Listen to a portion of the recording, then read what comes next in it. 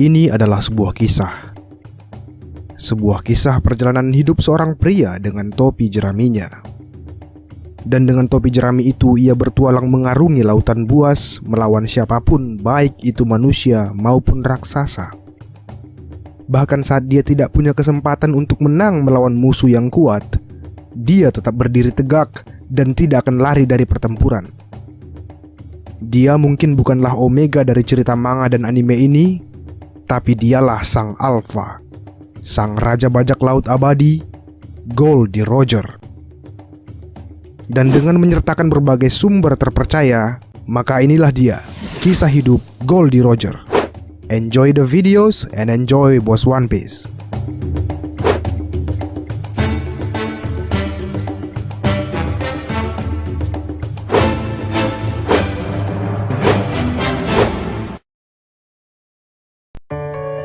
Goldie Roger lahir pada tanggal 31 Desember di Kepulauan Polestar, tepatnya di kota Locktown, East Blue. Di akhir masa remajanya, Roger diketahui telah meninggalkan Kepulauan Polestar untuk berpetualang mengarungi lautan dengan menggunakan topi jerami kesayangannya.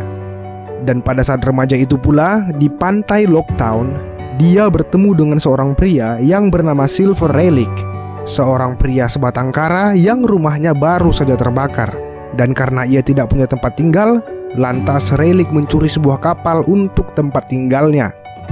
Melihat hal itu, Roger pun langsung tertarik kepada Relic dan mengusulkan kepadanya untuk ikut bersama Roger dalam petualangannya untuk mengarungi dunia.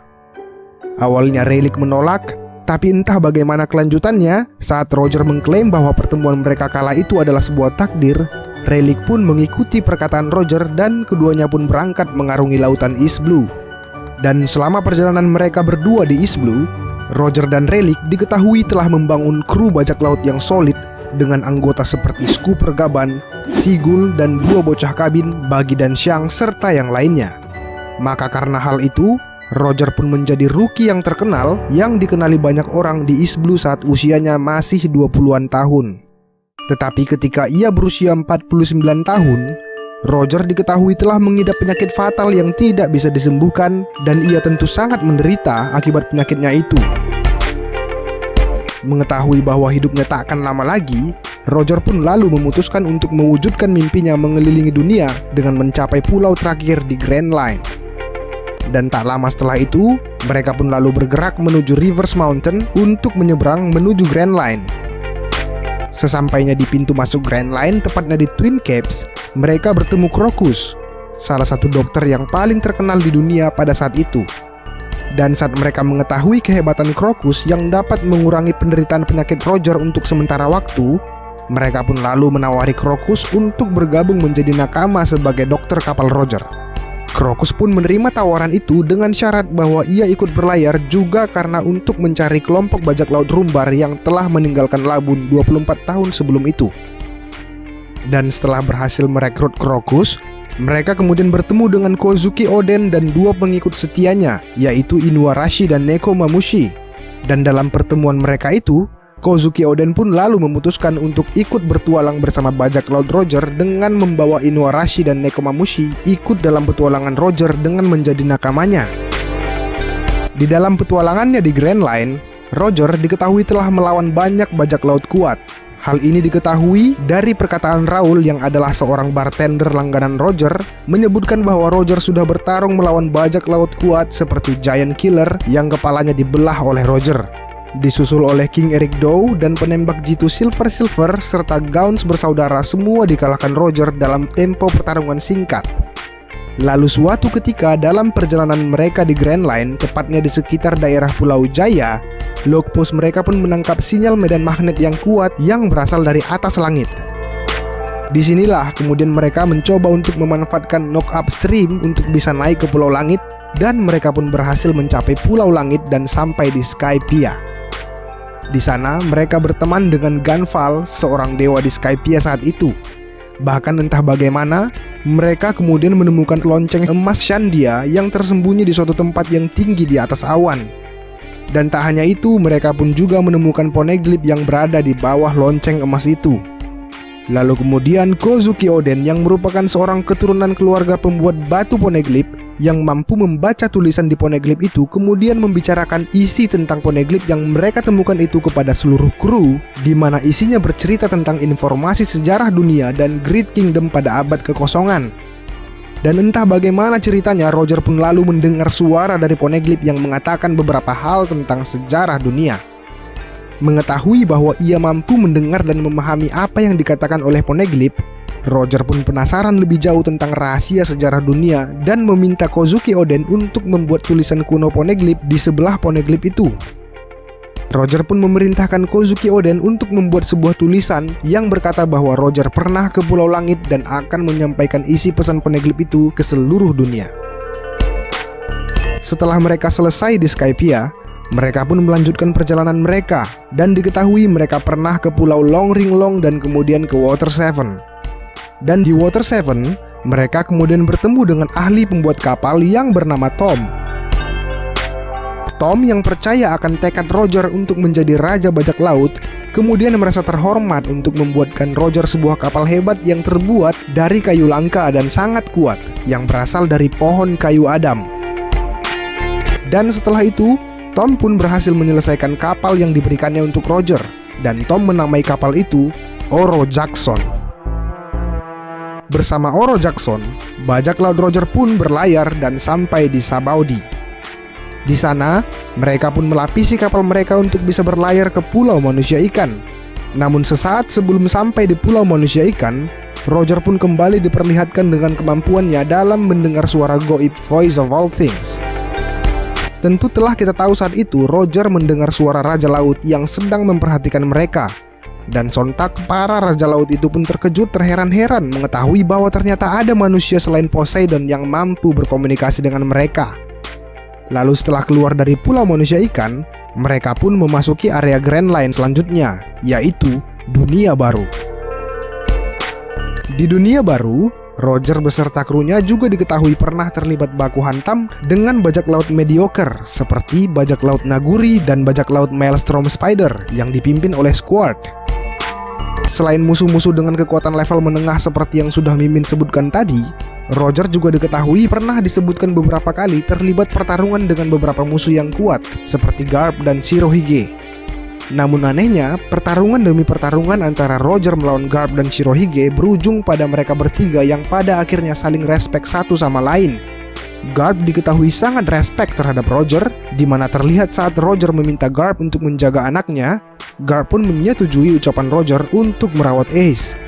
Begitu pula dengan Shirohige yang sudah mengangkat Ace sebagai anaknya, dan bahkan ia rela mati di medan tempur demi menyelamatkan Ace yang berujung kepada kematian mereka berdua.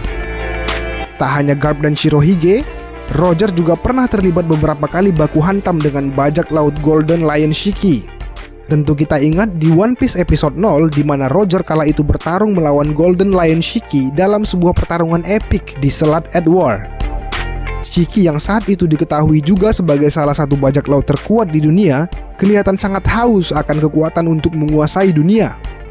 Dan dalam pertarungan mereka itu, entah bagaimana Shiki kemudian menyebutkan bahwa Roger telah mengetahui keberadaan tentang salah satu senjata kuno.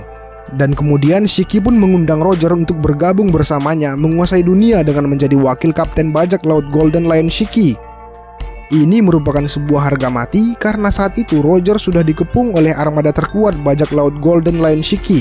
Dalam arti hanya ada dua pilihan untuk Roger: terima tawarannya dan kemudian beraliansi, atau tolak tawarannya dengan konsekuensi tentu mereka harus berjuang mati-matian melawan armada Shiki yang banyak itu. Dan voila! Roger pun menolak mentah-mentah tawaran Shiki itu karena Roger tak tertarik sama sekali dengan kekuasaan. Mereka pun lalu bertarung, dan pertarungan epik ini pun dikenal oleh orang banyak dengan nama Perang Edward. Dan dalam pertarungan mereka, tak ada yang bisa menyangka pertarungan ini. Karena saat hampir semua orang mengira bahwa Roger akan kalah karena jumlah pasukan dan armada yang sangat tidak berimbang, namun entah bagaimana sebabnya, Roger beserta para krunya pun terselamatkan dalam pertempuran ini karena cuaca yang berubah secara ekstrim yang menyebabkan badai besar yang hampir menenggelamkan seluruh armada Shiki, termasuk Shiki sendiri yang mengalami kecelakaan aneh akibat pertempuran yang tentu memaksa Shiki untuk mundur dari medan perang. Dan 2 tahun kemudian setelah perang melawan Shiki, Roger beserta para kru pun berhasil melakukan suatu hal yang dianggap halayak ramai sebagai hal yang mustahil. Ya, Roger beserta para kru telah berhasil menaklukkan keganasan lautan Grand Line dan sampai di pulau terakhir Grand Line. Ia pun berhasil mewujudkan mimpinya dan orang-orang pun mulai memanggil Roger dengan sebutan Raja Bajak Laut. Namun anehnya, di pulau terakhir Grand Line kala itu, mereka menemukan poneglyph yang memberikan informasi dan rincian tentang kerajaan kuno serta lokasinya. Well, perlu kita ingat bosku bahwa Rio Poneglyph itu berisi tentang fakta sejarah dunia dan senjata pemusnah massal. Namun untuk mendapatkan itu semua, segala informasi maupun petunjuk dari satu poneglyph ke poneglyph lainnya itu harus terhubung satu persatu bagaikan pesan berantai. Nah, Roger yang dalam petualangannya sudah memecahkan beberapa pesan berantai dari Rio Poneglyph itu pun kemudian berhasil menemukan rantai pesan terakhir dari poneglyph yang mereka temukan saat berhasil mencapai pulau terakhir di Grand Line itu. Dan seperti yang sudah Mimin sebutkan tadi, di dalam poneglyph itu akhirnya mereka menemukan rincian jelas tentang sejarah dunia dan senjata pemusnah massal yang berada di sebuah pulau. Ya, sebuah pulau misterius yang belum diketahui orang sebelumnya, di mana untuk menemukan pulau itu maka diharuskan bagi siapapun yang ingin ke sana untuk memiliki keempat poneglyph merah yang dinamai Road Poneglyph. Yang mana keempat Road Poneglyph itu akan mengarahkan kepada satu titik koordinat di mana pulau misterius itu berada. Dan ya, pulau itu dikenal dengan nama Pulau Raftel. Sebuah pulau tempat di mana seluruh misteri dan sejarah dunia beserta senjata pemusnah massal akan terungkap di sana. Roger yang sangat penasaran dengan Pulau Raftel itu kemudian memutuskan untuk memperpanjang perjalanannya sedikit lebih lama untuk menemukan keempat Road Poneglyph demi berhasil untuk mencapai Raftel. Syukurlah kemudian Inuarashi dan Nekomamushi memberitahu Roger bahwa salah satu Road Poneglyph ternyata berada di kampung halaman mereka, yaitu di Zou. Mereka pun bergerak menuju Zou, dan di sana Roger bertemu dengan Pedro kecil dan diberi kehormatan oleh Inuarashi dan Nekomamushi serta para warga Zou lainnya untuk menyalin salah satu Road Poneglyph di sana.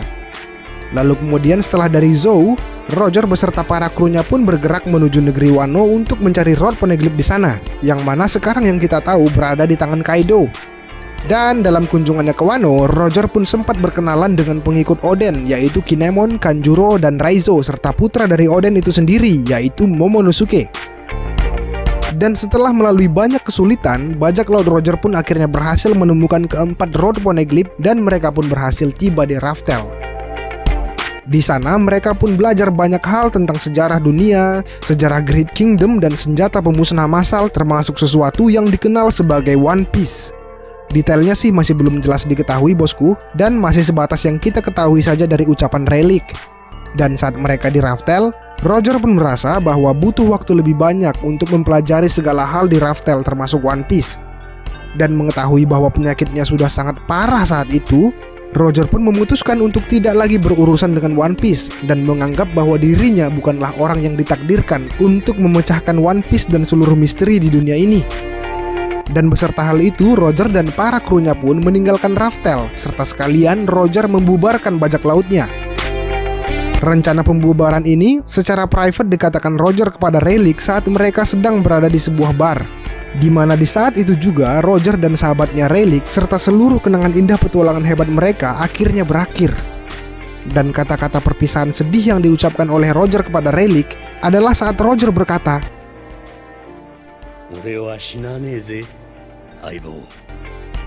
ya, terlihat sekali memang semangat Roger untuk hidup masih sangat kuat saat mengucapkan kata-kata itu kepada Rayleigh. Dia sepertinya masih ingin hidup lebih lama lagi dan berjuang keras untuk melawan sakitnya. Dan menjelang tahun-tahun terakhir hidupnya, Roger pun seperti yang sudah kita tahu pernah mengunjungi Pulau Baterilla di South Blue. Di sana, Roger bertemu seorang wanita muda bernama Portgas di Road, dan dalam pertemuan mereka, kedua insan itu pun saling tertarik dan jatuh cinta satu sama lain. Dan setelah beberapa saat menikmati indahnya cinta bersama sang kekasih, Roger pun memutuskan untuk pergi dari pulau itu serta meninggalkan Rogue di sana. Hal ini tentu wajar bagi Roger yang mana saat itu ia adalah seorang raja bajak laut. Tentu tak boleh terlalu lama berada di suatu pulau. Maklum bosku, saat itu ia adalah incaran bagi angkatan laut dan juga ancaman terbesar bagi pemerintah dunia akibat hal-hal yang ia ketahui di Pulau Raftel. Ditambah lagi, keselamatan Rogue kekasihnya pasti akan terancam jika ada yang mengetahui hubungan mereka. Apalagi saat itu Rock sudah diberikan benih kualitas super oleh Roger. Nah, hal inilah yang membuat Roger secara terpaksa harus meninggalkan kekasihnya serta anaknya Ace yang sedang berada dalam kandungan. Dan setelah meninggalkan pulau Baterilla dan kekasihnya di sana, Roger pun diketahui bertemu dengan Shirohige untuk yang terakhir kalinya. Sambil meminum sake, Roger pun menawari Shirohige tentang keberadaan lokasi Raftel. Nah, disinilah kita bisa melihat betapa hubungan Roger dan Shirohige bukan lagi seperti teman biasa, apalagi musuh. Ya iya dong bos, memberikan kepada rival secara cuma-cuma lokasi keberadaan One Piece tentu adalah suatu hal yang bodoh. Tetapi Shirohige bukanlah rival lagi bagi Roger, melainkan sudah seperti saudara baginya. Saudara yang sangat dipercayainya untuk meneruskan tekad Roger yang tertunda akibat penyakitnya kala ia di Raftel. Mendengar tawaran itu, dengan santai Shirohige pun menolak tawaran Roger itu. Karena bagi Shirohige, satu-satunya harta yang paling berharga baginya adalah keluarga, bukan One Piece. Satu hal sih yang jadi pembicaraan serius mereka kala itu, yaitu saat Shirohige bertanya pada Roger apa itu Will of D. Roger pun sepertinya menjelaskan hal itu secara terperinci kepada Shirohige.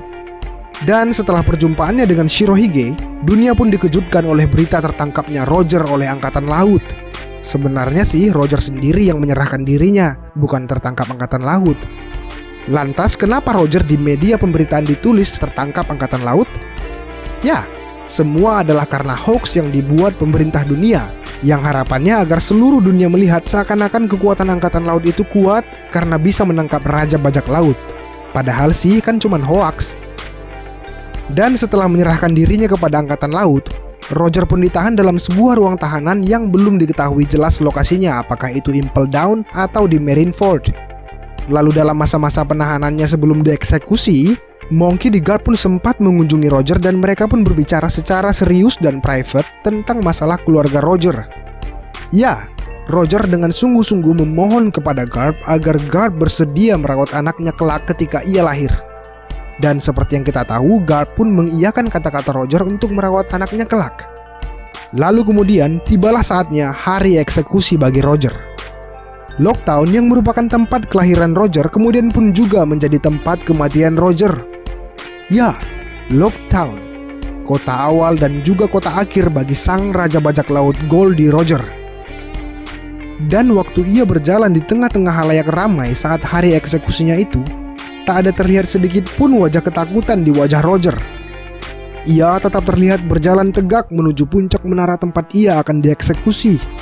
Dan saat detik-detik ia hendak akan dieksekusi, disinilah momen epik dimulai, yakni saat salah satu penonton menanyakan kepada Roger tentang harta karunnya. Sontak Roger pun dengan gagahnya menjawab, "Ore no zaihou ka? Hoshikira kurete yaru. Sagase! Kono yo no subete o soko ni oite kita." Lalu kemudian tombak tajam eksekusi itu pun menghujam jantungnya. Dan pada saat itu juga, sang Raja Bajak Laut Goldie Roger yang saat itu berusia 53 tahun akhirnya meninggal.